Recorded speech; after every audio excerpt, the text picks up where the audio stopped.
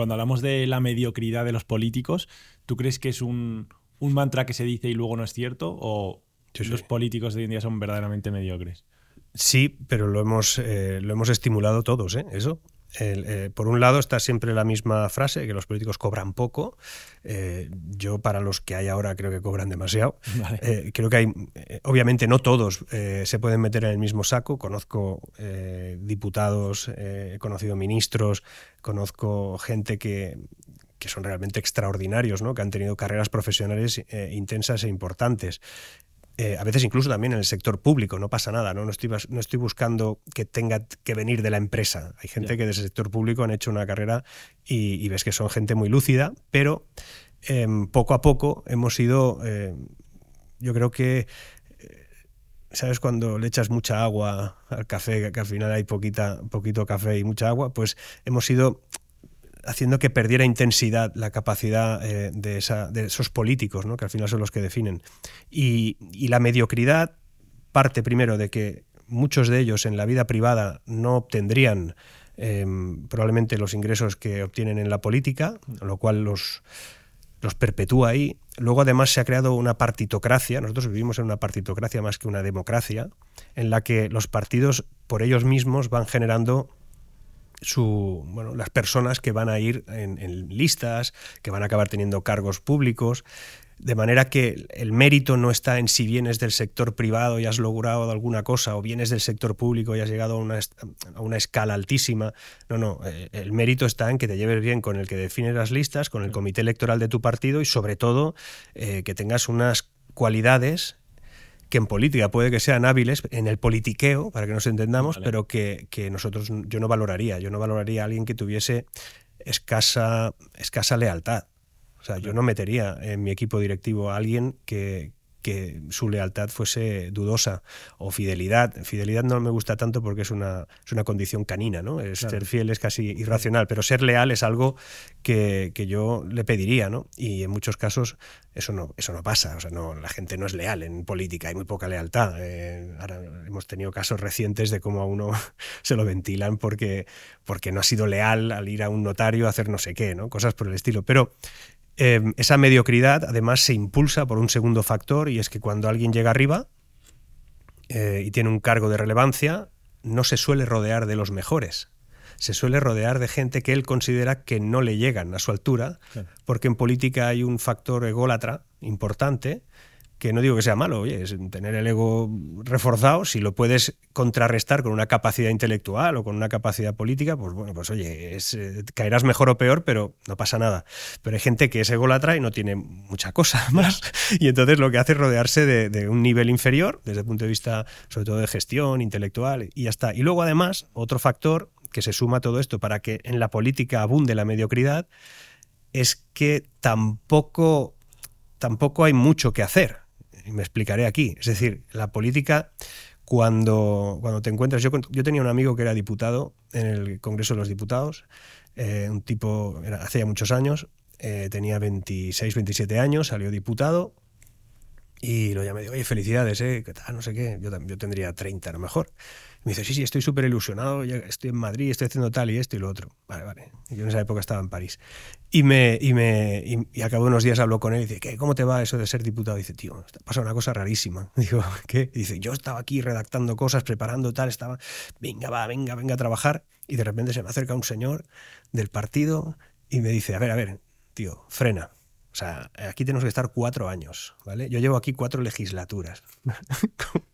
Y esto no se hace así, se va más despacio, no hace falta, y obviamente es una anécdota, ¿no? No tiene que ver con seguramente la norma, pero, sí, pero cuando los ves y cuando ves el tiempo que tardan en tomar decisiones, en poner en práctica las cosas, lo hemos visto lamentablemente en la catástrofe de Valencia, no hay capacidad de gestión, y por eso creo que esa mediocridad pues se ha instalado, es difícil ya de remontar, es muy difícil que la fórmula de elección de los responsables políticos al cargo de, por ejemplo, áreas sensibles, como puede ser incluso la seguridad ciudadana, ¿no? las alertas ciudadanas, la protección civil, no puedes poner gente que no ha gestionado nada en su vida.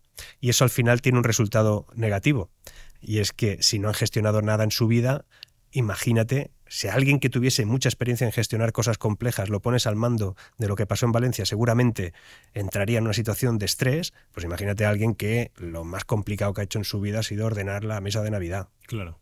Y entonces aquí entiendo que se juntan dos factores. Este que acabas de mencionar, ¿no? De escasa capacidad o de, bueno, más bien que no han tenido... Poca experiencia, sí, al poca final. experiencia. Y hay una cosa fundamental y muy importante. De hecho, he grabado muchas veces con Roberto Colom, que es amigo mío, no sé si le conoces, que es un psicólogo diferencial, uno de los grandes catedráticos, hasta en Horizonte varias veces, creo.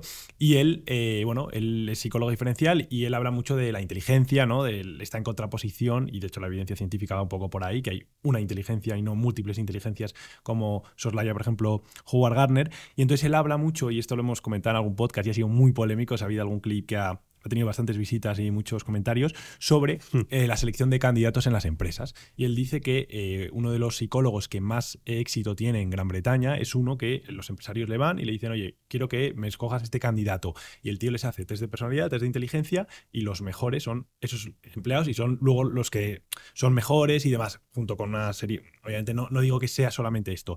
¿Crees que habría que hacer test de inteligencia a los políticos para tener altos mandos? Hombre, test de inteligencia es que sería muy peligroso, ¿no? Porque, no, de todos modos, yo creo que muchos de ellos son muy inteligentes. Vale. Es que no creo que no sean inteligentes. Creo que el contrapeso hacia la mediocridad es por otros motivos. A veces es por escasa preparación, a veces es por escasa experiencia en la gestión. Son muy hábiles, a veces no es fácil llegar a que te nombren ministro. No es fácil, no es sencillo, aunque lo parezca, ¿no? Viendo algunos perfiles lo puede parecer tanto de este gobierno como el de otros, ¿eh? O sea, esto aquí sí que no hay diferencia.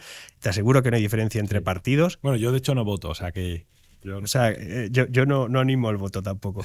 Pero sí que es cierto que muchas veces esa mediocridad en el ámbito político no tiene que ver con que no sean inteligentes. Cuidado que manejarse en las listas electorales, manejarse en las estructuras de partido, eso requiere algún tipo de habilidad. A veces son habilidades que dices, esta habilidad te la cambiaría por otra, porque esa habilidad es un poco mafiosilla, ¿no? Tienes son gente muy intranquila muchas veces. O sea, también yo he tratado con mandatarios de muchos sitios y he asesorado a algún mandatario alrededor del mundo. Y son gente que están siempre enganchados a un teléfono y preguntando qué ha dicho de mí, ¿no? Porque hay alguien que está por encima que tiene que decidir si... Pues yo recuerdo en Colombia a alguien, ¿no?, que decía, oye, ¿qué ha dicho de mí? Y ese tipo era secretario de Estado, por equivalencia. Y estaba preocupado a ver qué había dicho el ministro que lo había nombrado en otra conversación con otra persona. Están siempre así. Claro. No son... no sé si un test les daría que son muy inteligentes, pero no tienen por qué no serlo. Ya. Otra cosa es su capacidad de gestión, que al final es lo que se pide en política. Y sí que es cierto que en gran medida, cada vez más, los políticos, por temas generacionales, cada vez son más reflejo de una sociedad que, independientemente de que tengamos mayor o menor, no lo sé, capacidad intelectual, sí estamos peor preparados. Cada vez somos, como decía antes, más ignorantes.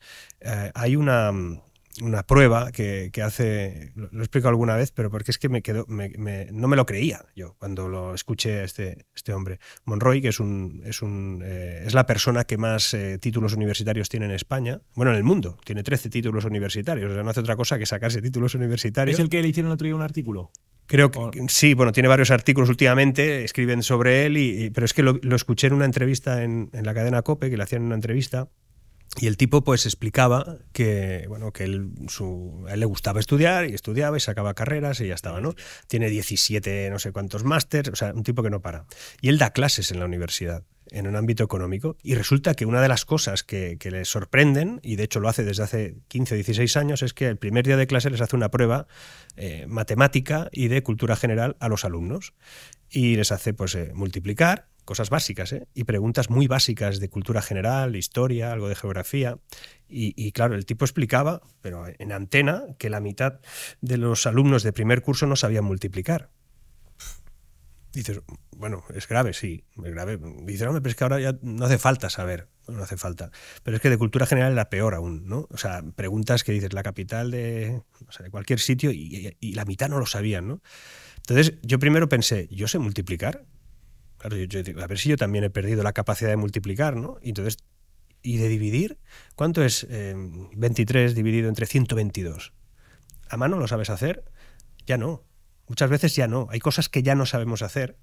Y creo que todo eso al final es un conjunto de elementos que vuelven a la sociedad incapaz de resolver problemas complejos. Porque dices, bueno, pues si hay calculadora, tampoco tenemos que memorizar, porque en cualquier momento te metes ahora en cualquier aplicativo de inteligencia artificial, incluso, pues ya te da la respuesta con mayor exactitud, detalle, que lo podrías hacer simplemente buscando en Google. O sea, no te hace falta memoria, pero creo que ese es el error.